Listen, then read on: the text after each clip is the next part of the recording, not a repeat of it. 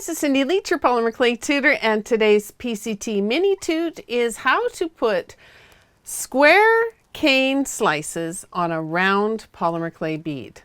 So a little while ago I showed you how to put round slices on a round bead, and this time I'm going to show you how to put square slices on. And it's not that it's terribly hard, but there are some little tricks. So you've got a square cane like this, and I'm running low on this one, it's getting down. It's an old tribal cane that I have from an old tutorial, and I want to put it onto a round bead like this one here. And it's hard to know how to do that and how to evenly place it, but there is a really cool little trick.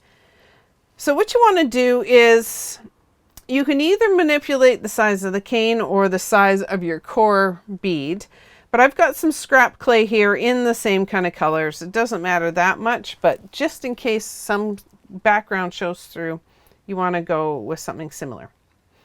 All right, so what I'm going to do is I'm going to, instead of manipulating the cane, I'm going to manipulate the core, and I'm going to try to make it about the same height and approximately the same size, so that when I take slices off of this cane, I can add them to a square bead. So I'm just gonna, I've got the general size of that other cane, and then I'm gonna cut it a square bead from that.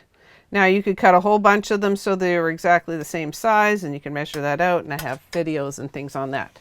But, so here I have a little square cube. And then what I'm going to do, and you're probably wondering why I'm doing squares when I was talking about round beads. Well, we're going to add the canes to a square bead first and then round it off. So here I go, I've got my little square cube of scrap clay, and I'm going to take a slice of the square cane and put that on. And I'm going to need 6, so I've already cut 4. You could cut them by hand, use any of the machines I've shown you before, whatever you need to do. I'm just going to cut a couple of them, and I always go a little thicker than you might think. People try to stretch their canes too far, but if you make the slices too thin, then you can't sand the bead later, or you can't take off any imperfections. Okay, so now I've got one slice on there, and I'm going to put slices around each side. So I'm going to go around the middle first, and then I'm going to put the last one there, and then I need one on the top and the bottom.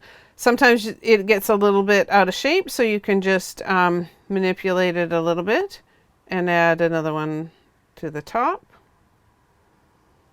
and we'll do the same to this side like that. Now you still will have a few little gaps and things around where the edges are. So what we're going to do, so we're going to take a round knitting needle or one of these purl and etch tools, and we're just going to roll those edges toward each other. So if you've got quite a thick slice, then you can do that quite easily. You have enough material to stretch in around. And we're just going to roll those towards each other and erase that little seam. Do that some more. Now say you've got piece like this where this background is showing through.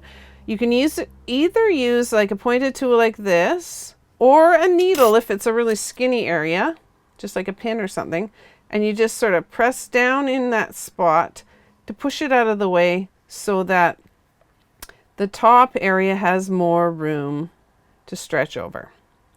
So you can do that, seal that one up, do that one here.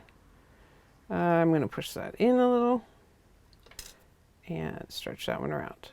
Now I've gone around all around the 4 sides. Now I'd need to go around all the top.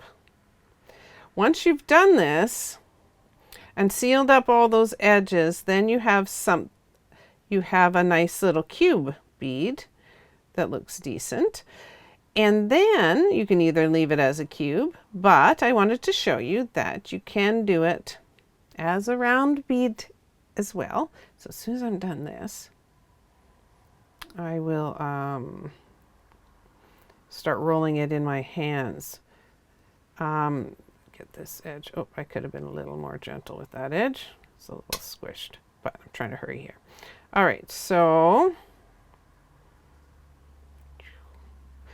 now we have a little cube. You could either square it up and make it into a little cube bead, which is quite cute, or you can make it round. So the best way to make it round is to kind of just push in the corners a bit so that it's already becoming kind of rounded, and you're not going to fold over any of those pointy corners.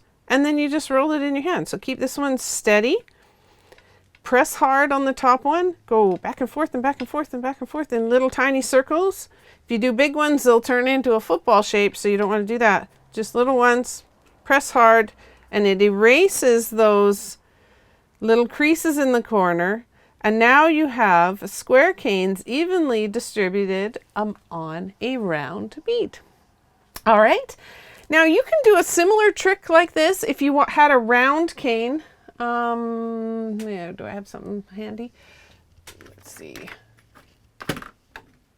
It's not that easy to get at. Here's something. Okay, sorry about that. But if you had a round cane, for example, you could also put it on a square cane by squaring it up. So you could square up your round cane, take slices of it, and put it on a square bead, if you know what I mean. And you could end up with round canes on square beads or whatever you want there. So I just thought I'd point that out as well.